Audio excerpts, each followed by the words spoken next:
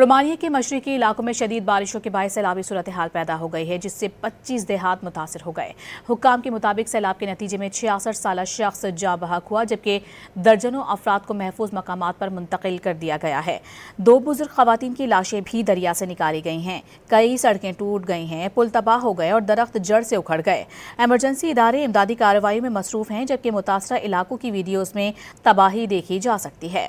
माहौलियाती इदारे के मुताबिक दरिया अपनी बुलंद तरीन सतह तक पहुंच चुका है। सैलाब से मुतासरा इलाकों से सैकड़ों लोगों को महफूज मकामात पर मुंतकिल किया गया। इमदादी सरगर्मियां जारी हैं और कोशिश की जा रही है कि जानी नुकसान ना हो। इमदादी ऑपरेशन में हेलीकॉप्टर भी इस्तेमाल किए जा रहे हैं। हुक्काम का कहना है कि तकरीबन 1000 अफराद को सैलाबज़दा इलाकों से निकाला जा चुका है। रोमानिया के मशरकी इलाकों में शदीद बारिशों के बायस सैलाबी सूरत हाल पैदा हो गई है, जिससे 25 देहात मुतासर हो गए। हुक्काम के मुताबिक सैलाब के नतीजे में 66 साला शख्स जाँ बहक हुआ, जबकि दर्जनों अफराद को महफूज मकामात पर मुंतकिल कर दिया गया है।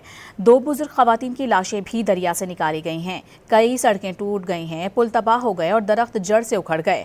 एमरजेंसी इदारे इमदादी कार्रवाई में मसरूफ हैं, जबकि मुतासरा इलाकों की वीडियोज़ में तबाही देखी जा सकती है।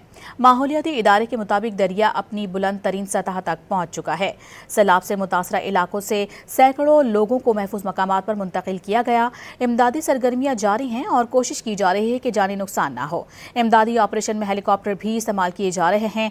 हुक्काम का कहना है कि तकरीबन 1000 अफराद को सैलाबज़दा इलाकों से निकाला जा चुका है।